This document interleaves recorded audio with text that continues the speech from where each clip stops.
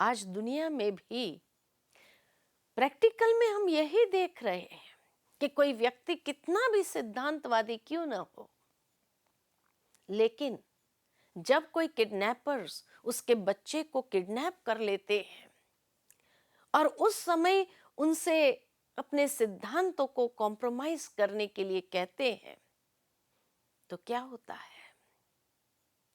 पुत्र मोह ऐसी चीज है कि कितने भी बड़े सिद्धांतवादी क्यों ना हो, वो भी अपने सिद्धांतों को कॉम्प्रोमाइज करने के लिए तैयार हो जाते हैं।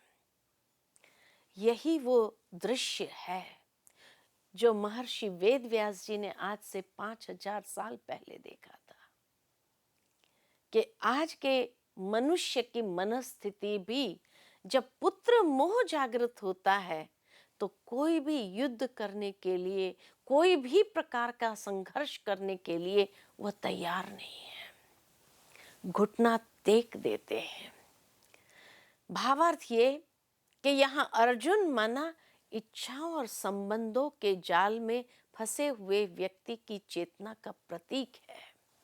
हमारे मन के अंदर गुण और अवगुणों के बीच में निरंतर युद्ध चलता रहता है, और जब मन थका हुआ होता है और आसुरी शक्तियों के साथ युद्ध करने के लिए तैयार नहीं होता है, बुद्धि भी आसुरी वृत्तियों के आगे हारने लगती है, तब मनुष्य भी घुटना टेक देता है और बुराइयों के साथ हो जाते हैं।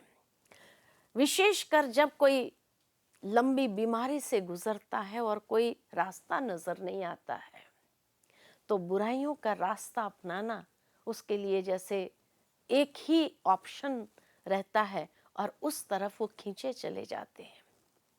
इसी तरह पारिवारिक कलह क्लेश बहुत बढ़ जाता है कि व्यक्ति तंग होकर के सोचता है बुराइयों का मार्ग अपना लूं, या असफलता पर असफलता मिलती है कि सही रास्ते पर चल करके सफलता प्राप्त करना बहुत मुश्किल है।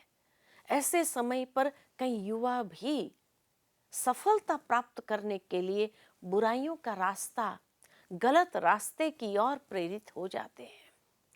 या जब जीवन के अंदर बहुत तनाव बढ़ जाता है, तब भी व्यक्ति आसुरी वृत्तियों के आगे हार जाती है और बुराइयों का मार्ग अपनाने के लिए तैयार हो जाते हैं। तो अर्जुन माना ऐसे इच्छाओं और संबंधों के जाल में फंसे हुए व्यक्ति की चेतना का प्रतीक है। और तब भगवान दूसरे अध्याय में सांख्य योग यानी ज्ञान योग, जहां आत्मा की शाश्वतता और आत्मा अविनाशी शक्ति है, उसके ऊपर ज्ञान प्रकाश डालते हैं। पहले श्लोक से लेकर 10वें श्लोक तक अर्जुन की कायरता के विषय में भगवान अर्जुन का संवाद चलता है। 11वें श्लोक से लेकर 30वें श्लोक तक सांख्य योग का विषय शरीर आत्मा का वस्त्र मात्र, आत्मा अनश्वर है। 31वें श्लोक से लेकर 38वें श्लोक तक स्वधर्म के अनुसार भी युद्ध करने की आवश्यकता का निरूपण है। 39वें श्लोक से लेकर 53वें श्लोक तक कर्म योग का विषय लिया गया है, और 54वें श्लोक से लेकर 72वें श्लोक तक स्थिर बुद्धि पुरुष के लक्षण और उसकी महिमा दर्शाई गई है। और इस तरह से दूसरे अध्याय में आरंभ में अर्जुन की कायरता का विषय को लेकर के फिर अर्जुन अपने आप को समर्पित कर देता है, भगवान का शिष्य निश्चित कर लेता है और अपने दुख और विषाद को दूर करने का आग्रह करता है। यह अध्याय एक प्रकार से संपूर्ण भगवत गीता का सार प्रस्तुत करता है।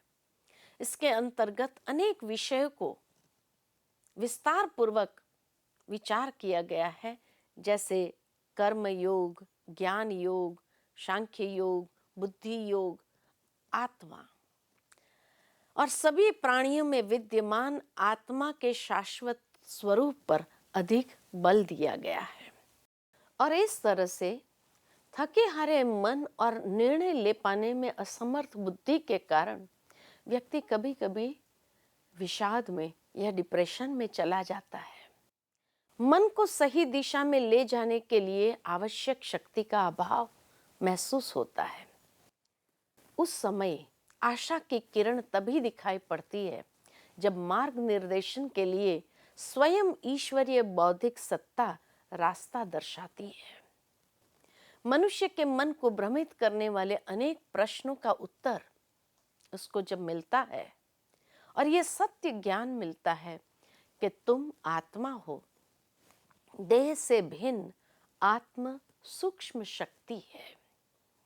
दूसरे अध्याय के आरंभ में ही श्री कृष्ण अर्जुन से कहता है, बहुत सुंदर बात यहाँ कही है कि हे अर्जुन, न तो ऐसा ही है कि मैं किसी काल में नहीं था, तू नहीं था, अथवा ये राजे लोग नहीं थे, और न ऐसा ही है कि इससे आगे हम सभी नहीं रहेंगे। यहां बहुत स्पष्ट श्री कृष्ण अपने पुनर्जन्म की बात कह रहे हैं कि जब ऐसा कोई काल नहीं था हे अर्जुन, जब तुम नहीं था, मैं नहीं था और ये राजे लोग नहीं थे, यानी कितने पुनर्जन्म लिए हैं हम सभी ने मिलकर के और आगे भी लेंगे। तो यहां श्री कृष्ण अपने पुनर्जन्म की बातें कर रहे हैं और चौथे अध्याय में भगवान उवाच, मैं अजन्मा हूं। यहां ये दोनों श्लोक जैसे एक दूसरे से विरोधाभास में महसूस होते हैं, लेकिन वास्तव में ऐसा नहीं है, क्योंकि श्री कृष्ण अनेक पुनर्जन्म में आते हैं, इसीलिए ये श्लोक भी सही है।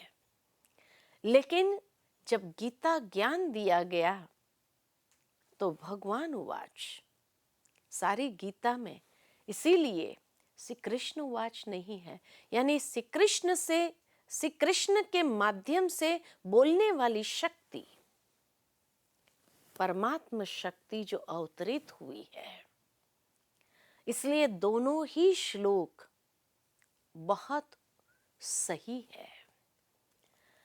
और इस तरह से फिर भगवान आगे अर्जुन को जीवन की वास्तविकता का दर्शन कराते हैं और कहते हैं कि जैसे देह में देहधारियों की बाल्य अवस्था, यौवन और बुढ़ापा, ये तीन अवस्थाएं हैं, इसी प्रकार दूसरी देह की प्राप्ति भी एक परिवर्तित अवस्था है। इसमें आत्मा का नाश नहीं होता है। बहुत सुंदर बात यहाँ समझाई गई है, यानी सारे मानव जाति के लिए ये समझने की बात है कि जैसे एक बच्चा यौवन अवस्था में जाता है तो उसके लिए शोक नहीं करता है या विषाद नहीं करता है। यौवन से जब बुढ़ापे की ओर जाता है तभी भी शोक नहीं करता है।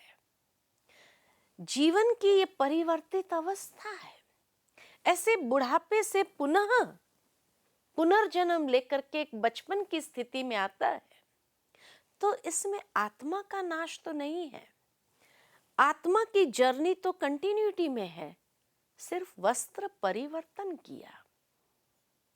कितनी सुंदर बात यहाँ अर्जुन को समझाने का प्रयत्न भगवान कर रहे हैं, क्योंकि जो उसका मोह जागृत हो रहा था और ये बार बार उसको महसूस हो रहा था कि मैं अपने पुत्रों को खो दूंगा, अपने परिवार वालों को खो दूंगा, उसके लिए भगवान कहते हैं कि जैसे ये विभिन्न अवस्था के समय कोई शोक नहीं करता है या विषाद नहीं करता है या डिप्रेशन में नहीं जाता है और ये खुशी से बचपन से युवा अवस्था में जाता है, खुशी से युवा से बुजुर्ग अवस्था में जाता है क्योंकि अनुभव का खजाना उसके पास है और आत्मा में इतनी अथाह शक्ति और क्षमता है कुछ करने की, परंतु कभी कभी शरीर की शिथिलता के कारण वो कर नहीं सकता है, तो उसको नए वस्त्र की आवश्यकता होती है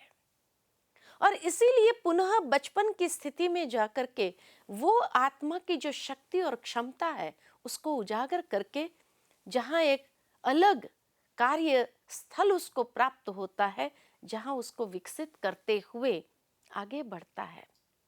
तो आत्मा की ये जर्नी जो है, ये यात्रा जो है, ये तो निरंतर चलती है, तो विषाद किस लिए?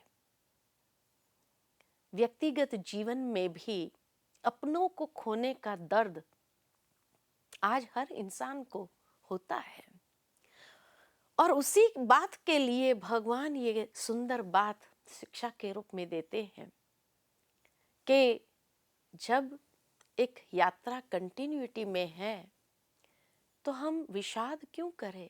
आज जैसे एक बच्चे को माता पिता कहीं पढ़ने अर्थ विदेश भेजते हैं तो उस वक्त एक खुशी है ना कि मेरा बच्चा आगे बढ़ रहा है। ठीक इसी प्रकार जब दूसरी देह की प्राप्ति करता है तो उस वक्त भी कम से कम ये आत्मसंतुष्टि होनी चाहिए।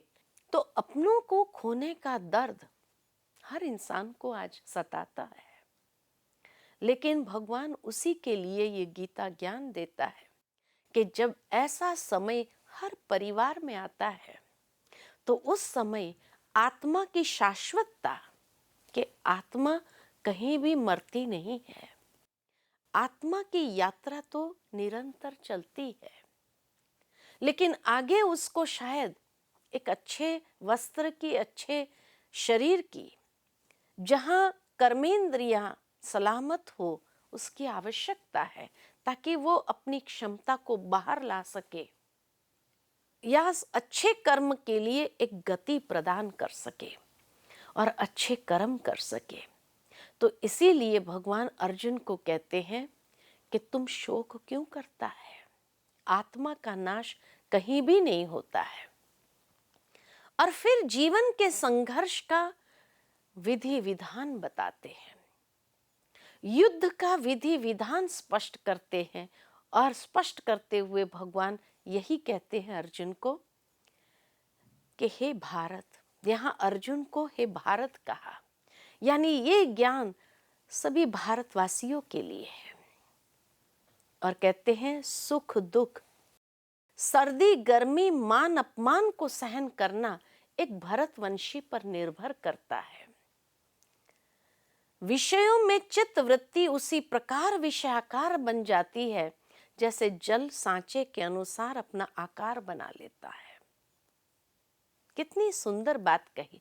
सुख दुख जो भौतिक साधनों से, सुविधाओं से प्राप्त होता है, सर्दी गर्मी जो प्रकृति से प्राप्त होता है, और मान अपमान व्यक्तियों से मिलता है।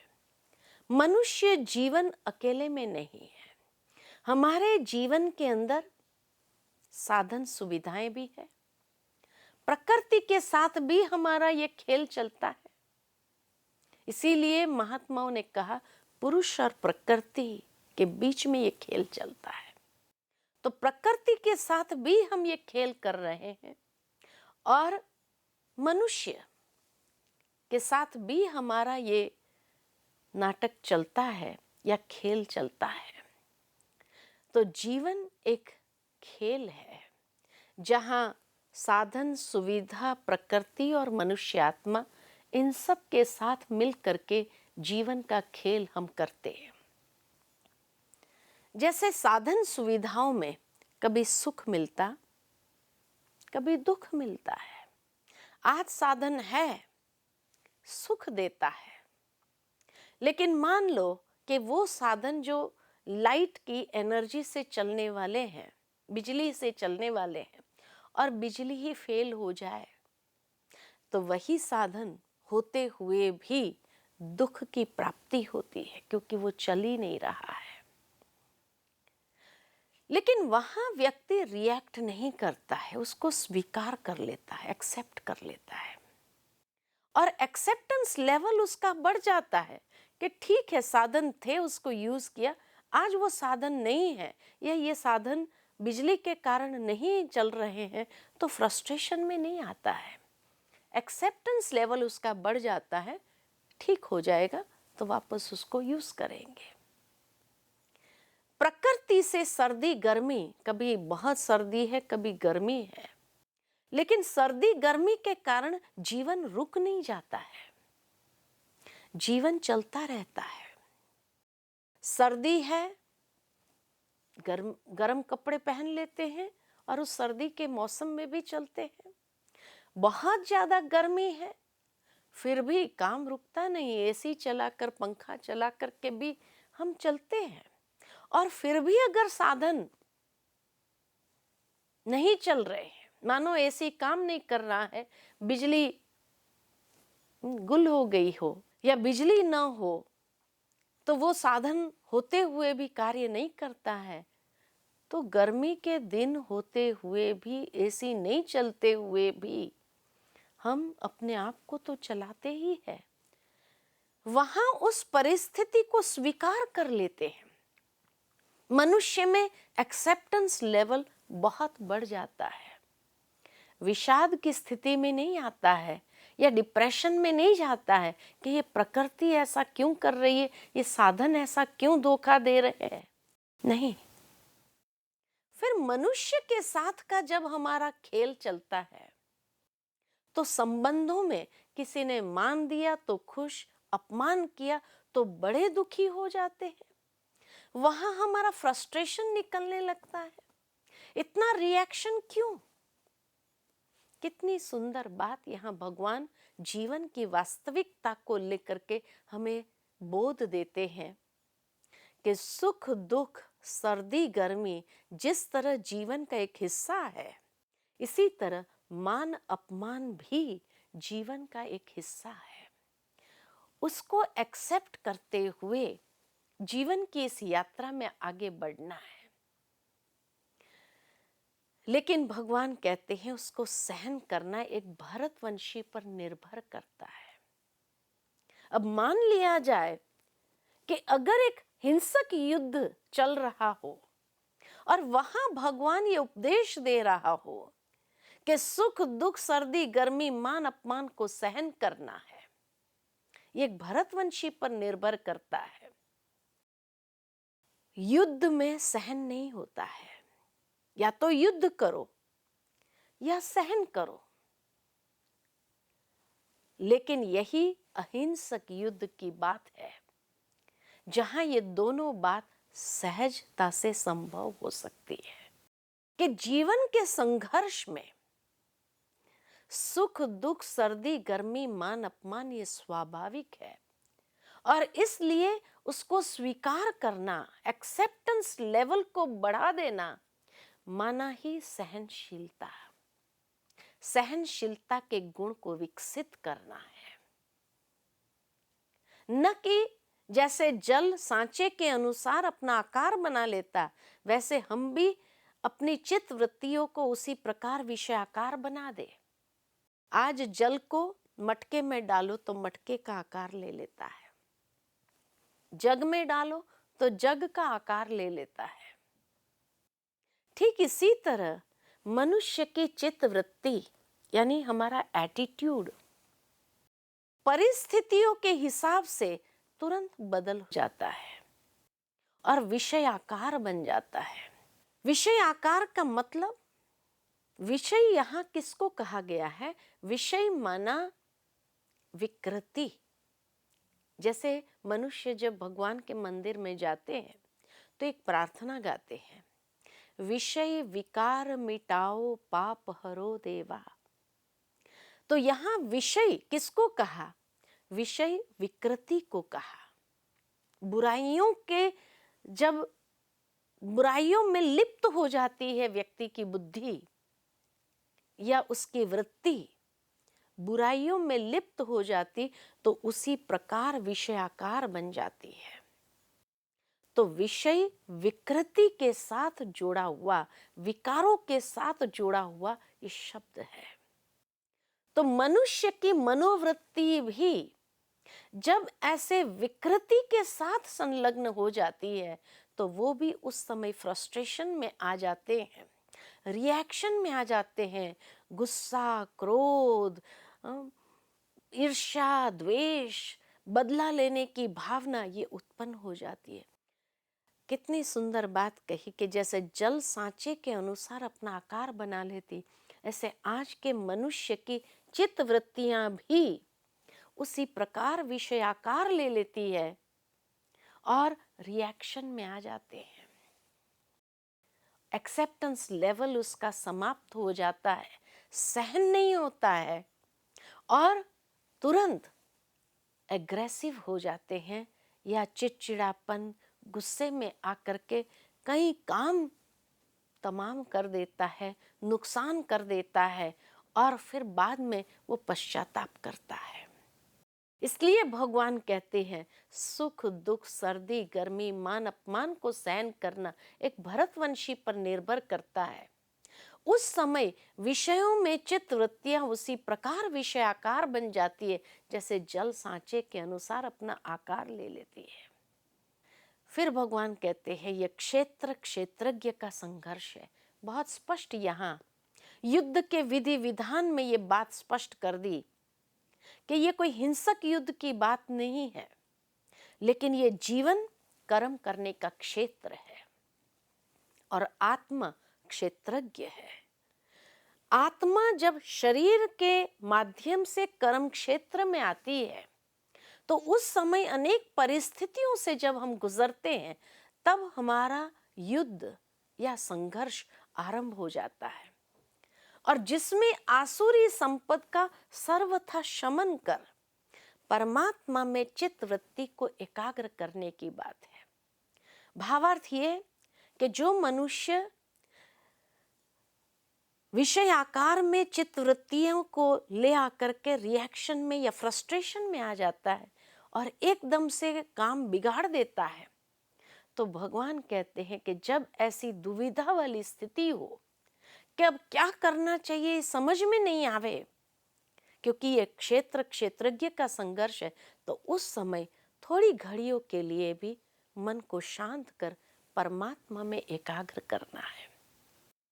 कितना सुंदर सॉल्यूशन भगवान ने बताया, समाधान दिया कि जीवन की वास्तविकता के अंदर जब संघर्ष में आते हैं और उस समय सही दिशा महसूस नहीं होती हो तो थोड़ी देर के लिए भी अपनी चित्त वृत्तियों को शांत कर परमात्मा में स्थिर करो, तो परमात्मा खुद हमें रास्ता बताएगा कि हमें आगे क्या करना है।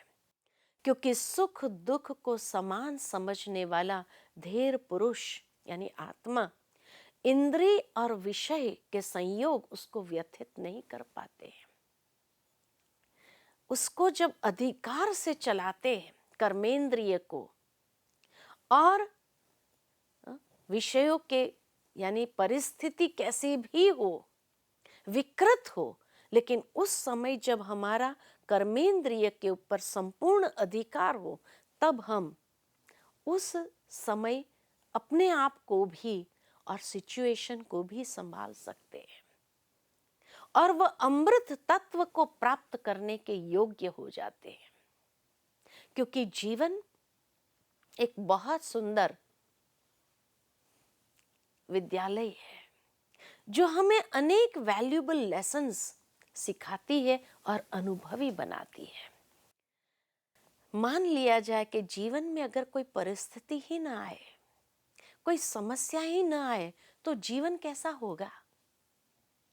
मनुष्य जीवन में वो कुछ सीख नहीं पाएगा, वो कुछ कर नहीं पाएगा और अनुभव का खजाना उसके पास नहीं होगा और वही तो अमृत तत्व को प्राप्त करने के योग्य मनस्थिति नहीं होगी।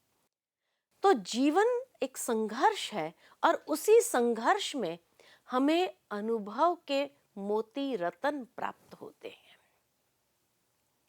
यही अमृत तत्व है। यानी जीवन हमें बहुत कुछ सिखाते हैं और जीवन के अंदर जब ये परिस्थितियां आती है, अनेक वैल्यूएबल लेसन सीखते हुए जब हम आगे बढ़ते हैं तो अनुभवी बन जाते हैं।